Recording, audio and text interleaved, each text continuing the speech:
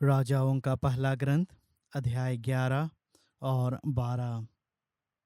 सुलेमान का पतन और देहांत। सुलेमान की प्रभु से विमुखता।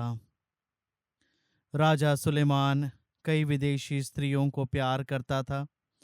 फिरौन की बेटी को तथा मुआबी, अमोनी, एदोमी, सिदोनी और हित्ती स्त्रियों को, जो उन राष्ट्रों की थी जिनके विषय में प्रभु ने इस्राएलियों को आदेश दिया था कि तुम ना तो उनसे विवाह करोगे और न अपनी पुत्री उनके पुत्र को दोगे, क्योंकि वे अवश्य तुमसे अपने देवताओं की पूजा करवाएंगे। फिर भी सुलेमान ऐसी स्त्रियों को प्यार करता था। उसके यहाँ 700 राज्य परिवार की पत्नियां और 300 उपपत्नियां थीं। इसकी उन पत्नियों ने उसको बहकाया। जब सुलेमान बूढ़ा हो गया तो उसकी पत्नियों ने उससे अन्य देवताओं की उपासना करवाई। वह अपने पिता दाऊद की तरह प्रभु के प्रति पूर्ण रूप से ईमानदार नहीं रहा। वह सिदोनियों की देवी अश्तरता और अम्मोनियों के घृणित देवता मिलकॉम की उपासना करता था। उसने वह काम किया जो प्रभु की दृष्टि में बुरा है, और वह अपने पिता की तरह प्रभु के प्रति ईमानदार नहीं रहा। उस समय सुलेमान ने यरूशलेम के पूर्व की पहाड़ी पर मोआबियों के घृणित देवता कामोश के लिए और अमोनियों के घृणित देवता मोलेक के लिए एक एक मंदिर बनवाया। उसने अपनी दूसरी पत्नियों के लिए भी वही किया, और वे अपने अपने देवताओं को धूप और बलिदान चढ़ाया करती थीं। इसलिए प्रभु सुलेमान से क्रोध हुआ, क्योंकि वह इज़राइल के प्रभु ईश्वर के प्रति ईमानदार नहीं रहा। ईश्वर सुलेमान को 2 बार दिखाई दिया, और उसने उस अवसर पर उसे अन्य देवताओं की उपासना करने से मना किया था, किंतु उसने उस आदेश का पालन नहीं किया था। प्रभु ने सुलेमान से कहा, तुमने यह काम किया। तुमने मेरे विधान और मेरे दिए आदेशों का पालन नहीं किया, इसलिए मैं तुमसे राज्य छीनकर तुम्हारे सेवक को दे दूंगा। किंतु तुम्हारे पिता दाऊद के कारण मैं तुम्हारे जीवन काल में ऐसा नहीं करूंगा। मैं उसे तुम्हारे पुत्र के हाथ से छीन लूंगा। मैं सारा राज्य भी नहीं लूंगा। मैं अपने सेवक दाऊद और अपने चुने हुए नगर यरूशलेम के कारण तुम्हारे पुत्र को एक ही वंश प्रदान करूंगा। सुलेमान के 2 विरोधी, हदद और रजोन। प्रभु ने सुलेमान का एक विद्रोही उत्पन्न किया। वह एदोम के राजवंश का एदोमी हदाद था। जब दाऊद ने एदोमियों को पराजित किया था और सेनापति योआब मारे हुए लोगों का दफन करने गया, तो उसने एदोम के सब पुरुषों को मार डाला था। वहां योआब सभी इस्राएलियों के साथ 6 महीने रहा, जब तक उसने एदोम के सब पुरुषों का वध नहीं कर दिया। हदद अपने पिता के कुछ एदोमी अनुचरों के साथ मिस्र भाग निकला। उस समय हदद लड़का था। वे मिदियान से आगे जाकर परान पहुंचे। वे परान से अपने साथ कुछ लोगों को लेकर मिस्र के राजा फिरौन के यहाँ मिस्र आए। उसने उसे आवास दिया, उसके भोजन का प्रबंध किया और उसे भूमि दी। हदद फिरौन का इतना कृपा पात्र हो गया कि उसने अपनी पत्नी की बहन के साथ, रानी तहपनेश की बहन के साथ उसका विवाह कर दिया। तहपनेस की बहन से उसके गनुबत नामक एक पुत्र उत्पन्न हुआ, जिसका तहपनेस ने फिरौन के भवन में पालन पोषण किया। गनुबत राजा फिरौन के बच्चों के साथ रहने लगा। हदद को मिस्र में पता चला कि दाऊद अपने पितरों से जा मिला और सेनापति योआब की भी मृत्यु हो गई। तो हदद ने फिरौन से निवेदन किया कि मुझे अपने देश जाने की आज्ञा दीजिए। राजा फिरौन ने उससे पूछा, मेरे यहाँ तुम्हें किस बात की कमी है जो तुम अपने देश वापस जाना चाहते हो? लेकिन उसने उत्तर दिया, कोई कमी नहीं, फिर भी मुझे जाने की आज्ञा दीजिए। ईश्वर ने सुलेमान का एक दूसरा विद्रोही भी उत्पन्न किया, अर्थात एलियादा के पुत्र रजोन को, जो शोबा के राजा हदेजेर के यहाँ से भाग गया था। उसने अपने पास लोगों को एकत्रित किया और एक विद्रोही दल का नेता बन गया। जब दाऊद ने उसके कुछ लोगों को मार डाला तो वे दमिश्क गए, वहीं बस गए और शासन करने लगे। रजोन सुलेमान के जीवन भर हदद के समान उपद्रव और इज़राइल का विरोध करता रहा। वह आराम पर राज्य करता और इज़राइल से घृणा करता था। यरोबोआम को प्रभु की वाणी। एफ्राइम नबाट का पुत्र यरोबाम सरेदा नगर का निवासी था। उसकी विधवा माँ का नाम सरुआ था।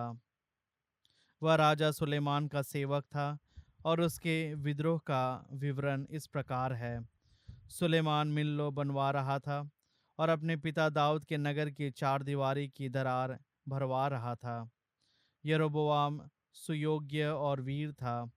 जब सुलेमान ने देखा कि वह एक कार्यकुशल युवक है, तो उसने यरोबोआम को यूसुफ अर्थात मनसे और एफ्राइम वंश के होने वाले समस्त निर्माण कार्य का निरीक्षण नियुक्त किया।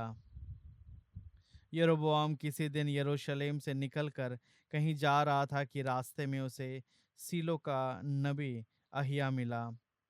वे दोनों मैदान में अकेले थे। अहिया एक नई चादर पहने हुए था। उसने अपनी चादर के 12 टुकड़े किए और यरोबोआम से कहा, 10 टुकड़े ले लो, क्योंकि इज़राइल का प्रभु ईश्वर यह कहता है, मैं सुलेमान के राज्य के 10 वंश उसके हाथ से छीनकर तुम्हें देता हूँ, मेरे सेवक दाऊद और उस यरूशलेम के कारण जिसे मैंने इज़राइल के सब वंशों में से चुना था। वह एक ही वंश रख सकता है, यह इसलिए कि वह मुझसे विमुख होकर सिदोनियों की अश्तरता देवी, मोआबियों के कामोश देवता और अमोनियों के मिल्कोम देवता की पूजा करने लगा है। उसने मेरे मार्गों पर ना चलकर मेरी इच्छा के अनुसार मेरी विरोधियों और आदेशों का पालन नहीं किया है, जैसे कि उसके पिता दाऊद ने किया था। मैं उसके हाथ से संपूर्ण राज्य नहीं छीनूंगा, बल्कि अपने सेवक दाऊद के कारण, जिसे मैंने चुना था और जिसने मेरे आदेशों और मेरे विधियों का पालन किया था, उसे उसके जीवन भर शासक रहने दूंगा। मैं राज्य को उसके पुत्र के हाथ से छीन लूंगा और तुम्हें 10 वंश दे दूंगा। मैं उसके पुत्र के लिए एक वंश छोड़ रखूंगा, जिससे अपने सेवक दाऊद के नाम पर मेरे सामने यरूशलेम में सदा एक दीपक जलता रहे, उस नगर में जिसे मैंने अपने नाम की प्रतिष्ठा के लिए चुना था। मैं तुम्हें चुन लूंगा और तुम अपनी इच्छा के अनुसार शासन करोगे और इज़राइल के राजा बनोगे, यदि तुम मेरे द्वारा अपने को दी गई आज्ञाओं का पालन करोगे, मेरे मार्गों पर चलोगे, मेरी विधियों और आदेशों का पालन करते ही वही करोगे जो मेरी दृष्टि में उचित है, जैसा कि मेरे सेवक दाऊद ने किया, तो मैं तुम्हारा साथ दूंगा और तुम्हारे लिए एक सुदृढ़ वंश स्थापित करूंगा, जैसा कि मैंने दाऊद के लिए किया था, और मैं तुम्हें इज़राइल दे दूंगा। इस प्रकार मैं कुछ समय तक दाऊद के वंशजों को नीचा दिखाऊंगा। सुलेमान ने यरोबोआम को मार डालना चाहा, परंतु वह मिस्र के राजा शीशक के यहाँ भाग गया और सुलेमान की मृत्यु तक मिस्र में ही निवास करता रहा। सुलेमान का देहांत। सुलेमान का शेष इतिहास, उसका कार्यकलाप और उसकी प्रज्ञा का वर्णन सुलेमान के इतिहास ग्रंथ में लिखा है। सुलेमान ने यरूशलेम में सारे इज़राइल पर 40 वर्ष तक राज्य किया। इसके बाद सुलेमान अपने पितरों से जा मिला। उसे अपने पिता दाऊद के नगर में दफना दिया गया। उसके स्थान पर उसका पुत्र रहबोआम राजा बना। राज्य का विभाजन, इज़राइल और यूदा। यरोबोआम। अध्याय 12। शेकेम की सभा। रहबोआम शेकेम गया, क्योंकि सभी इज़राइली उसे राजा बनाने के लिए शेकेम में एकत्र हो रहे थे। नबाट के पुत्र यरोबोआम को भी इसकी सूचना मिली। अब तक वह मिस्र में रह रहा था, जहां वह राजा सुलेमान से भाग कर गया था। लोगों ने उसे वहां से बुलवाया। यरोबोआम और इज़राइल का सारा समुदाय रहबोआम से बोला, आपके पिता ने हमारे कंधे पर भारी जुआ रख दिया था। आप अपने पिता की कठोर बेगर और हमारे कंधे पर रखे उसके भारी जुए को हल्का करें और हम आपकी सेवा करेंगे। उसने उन्हें उत्तर दिया, जाओ और 3 दिन बाद मुझसे फिर मिलो। तब लोग चले गए। जब राजा रहबोआम ने अपने बड़े बूढ़ों से परामर्श लिया, जो उसके पिता सुलेमान के राज्य काल में उसके यहाँ सेवा करते थे, उसने पूछा, तुम लोगों की राय क्या है? मैं इन लोगों को क्या उत्तर दूं? उन्होंने उससे कहा, यदि आप अब जनता के सेवक बनेंगे, यदि आप इन लोगों की सेवा करेंगे और इन्हें अनुकूल उत्तर देंगे, तो ये सदा आपके सेवक बने रहेंगे। लेकिन उसने उन बड़े बूढ़ों की राय पर ध्यान नहीं दिया और उन युवकों से सलाह ली जो उसके समवयस्क और उसके सेवक थे। उसने उनसे पूछा, तुम लोगों की राय क्या है? मैं इन लोगों को क्या उत्तर दूं जो मुझसे कहते हैं, आपके पिता ने हम पर जो जुआ रखा उसे हल्का करें?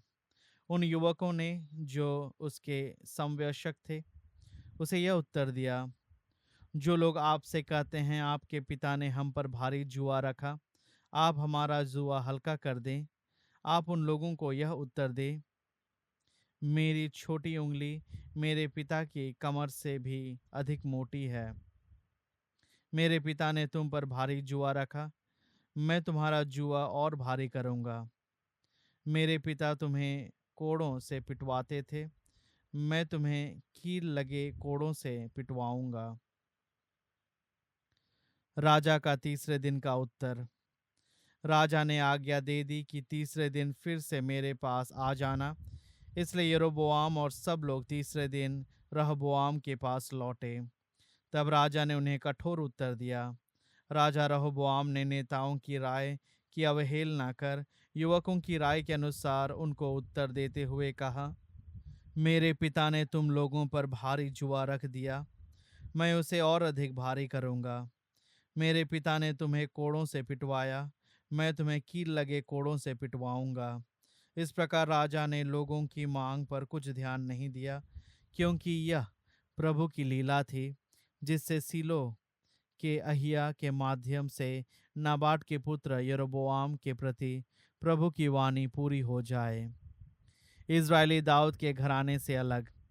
जब सब इज़राइलियों ने देखा कि राजा हमारी नहीं सुनता, तो उन्होंने राजा को उत्तर दिया, दाऊद से हमारा कोई संबंध नहीं, यशय के पुत्र के साथ हमारा कुछ लेना देना नहीं। इज़राइलियों, तुम घर लौट जाओ। दाऊद, तुम अपना घर संभालो। इस पर इज़राइली अपने अपने घर चले गए। रहबोआम केवल उन इज़राइलियों का राजा रह गया जो यूदा के नगरों में रहते थे। जब राजा रहबोआम ने बेगार के अध्यक्ष अदोराम को भेजा, तो सब इज़राइली उसे तब तक पत्थर मारते रहे जब तक उसकी मृत्यु नहीं हो गई।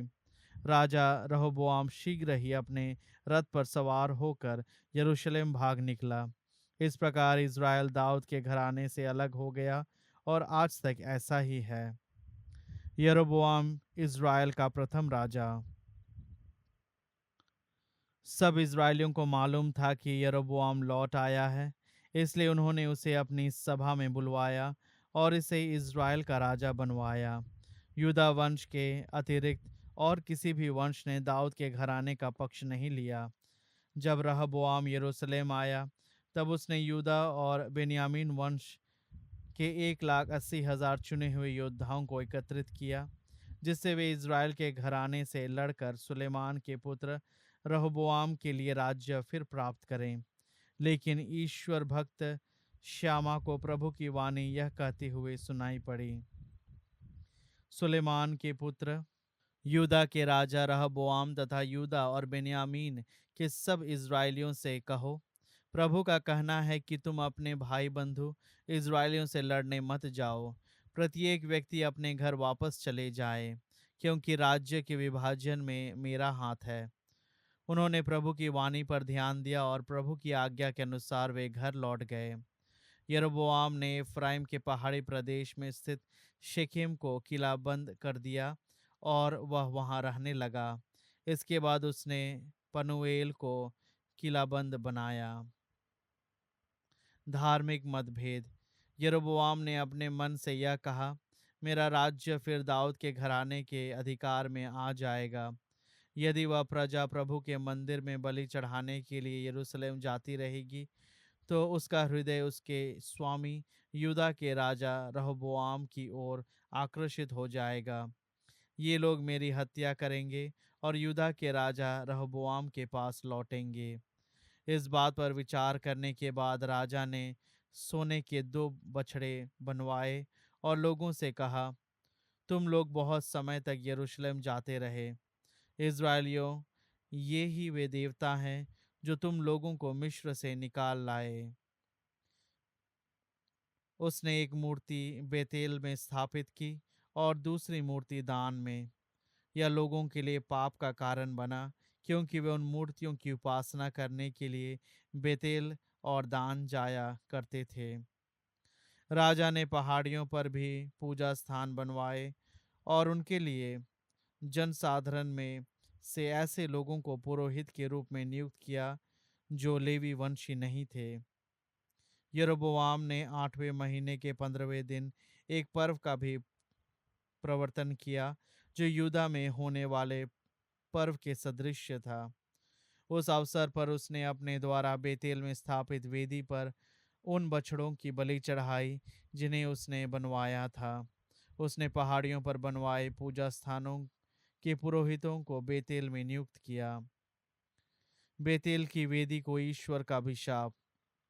वह 8वें महीने के 15वें दिन, जिस दिन को उसने स्वयं निर्धारित किया था, बेतेल की वेदी की ओर चढ़ा। उसने इज़राइलियों के लिए इस पर्व का प्रवर्तन किया। वह धूप चढ़ाने के लिए वेदी की ओर बढ़ा। स्तोत्र ग्रंथ अध्याय 150। हालेलुया। प्रभु के मंदिर में उसकी स्तुति करो, उसके महिमामय आकाश में उसकी स्तुति करो, उसके महान कार्यों के कारण उसकी स्तुति करो, उसके परम प्रताप के कारण उसकी स्तुति करो। तुरही फूंकते हुए उसकी स्तुति करो, बीणा और सितार बजाते हुए उसकी स्तुति करो, ढोल बजाते और नृत्य करते हुए उसकी स्तुति करो, तानपुरा और बांसुरी बजाते हुए उसकी स्तुति करो, झांझों की ध्वनि पर उसकी स्तुति करो, विजय की झांझों को बजाते हुए उसकी स्तुति करो। सभी प्राणी प्रभु की स्तुति करें। हालेलुया। कुरिन्थियों के नाम संत पौलुस का पहला पत्र अध्याय 7। विवाह संबंधी प्रश्न का उत्तर। जिन बातों के विषय में आप लोगों ने लिखा है, उन पर मेरा विचार यह है, स्त्री से संबंध नहीं रखना पुरुष के लिए उत्तम है, किंतु व्यभिचार की आशंका के कारण हर पुरुष की अपनी पत्नी हो और हर स्त्री का अपना पति। पति अपनी पत्नी के प्रति अपने कर्तव्य का पालन करे और स्त्री अपने पति के प्रति। पत्नी का अपने शरीर पर अधिकार नहीं, वह पति का है, और उसी प्रकार पति का भी अपने शरीर पर अधिकार नहीं, वह पत्नी का है। आप लोग एक दूसरे को उस अधिकार से वंचित नहीं करें, और यदि ऐसा करें तो दोनों की सहमति से और कुछ समय के लिए, जिससे प्रार्थना का अवकाश मिले, और इसके बाद पहले जैसे रहें। कहीं ऐसा ना हो कि शैतान असंयम के कारण आपको प्रलोभन में डाल दे। मैं यह आदेश के रूप में नहीं बल्कि अनुमति के रूप में कह रहा हूँ। मैं तो चाहता हूँ कि सब मनुष्य मुझ जैसे हो, किंतु ईश्वर की ओर से हर एक को अपना अपना वरदान मिला है, एक को यह, दूसरे को वह। मैं अविवाहितों और विधवाओं से यह कहता हूँ, यदि वे मुझ जैसे रहें तो यह उनके लिए उत्तम है। यदि वे आत्म संयम नहीं रख सकते तो विवाह करें, क्योंकि वासना से जलने की अपेक्षा विवाह करना अच्छा है। विवाहितों को मेरा नहीं बल्कि प्रभु का यह आदेश है कि पत्नी अपने पति से अलग न हो, और यदि वह अलग हो जाए तो उसे या तो अविवाहित रहना चाहिए या अपने पति से मेल करना चाहिए। पति भी अपनी पत्नी का परित्याग नहीं करें। दूसरे लोगों से प्रभु का नहीं बल्कि मेरा कहना यह है, यदि किसी भाई की पत्नी हमारे धर्म में विश्वास नहीं करती और अपने पति के साथ रहने को राजी है तो वह भाई उसका परित्याग नहीं करे। और यदि किसी स्त्री का पति हमारे धर्म में विश्वास नहीं करता और वह अपनी पत्नी के साथ रहने का राजी है तो वह स्त्री अपने पति का परित्याग नहीं करे, क्योंकि विश्वास नहीं करने वाला पति अपनी पत्नी द्वारा पवित्र किया गया है और विश्वास नहीं करने वाली पत्नी अपने मसीही पति द्वारा पवित्र की गई है। नहीं तो आपकी संतति दूषित होती, किंतु अब वह पवित्र ही है। यदि विश्वास नहीं करने वाला साथी अलग हो जाना चाहे तो वह अलग हो जाए। ऐसी स्थिति में विश्वास करने वाला भाई या बहन बाध्य नहीं है। ईश्वर ने आपको शांति का जीवन बिताने के लिए बुलाया है।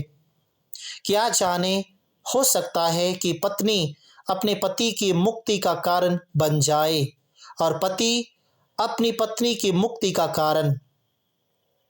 सामान्य नियम यह है कि हर एक व्यक्ति जिस स्थिति में ईश्वर द्वारा बुलाया गया है उसी में बना रहे और उसे प्रभु से जो वरदान मिला है उसी के अनुरूप जीवन बिताए। मैं सभी कलीसियाओं के लिए यही नियम निर्धारित करता हूँ। यदि बुलाए जाने के समय किसी का खतना हो चुका हो तो वह इस बात को छिपाने की चेष्टा ना करें, और यदि बुलाए जाने के समय उसका खतना नहीं हुआ तो वह अपना खतना नहीं कराए। ना तो खतने का कोई महत्व है और ना उसके अभाव का।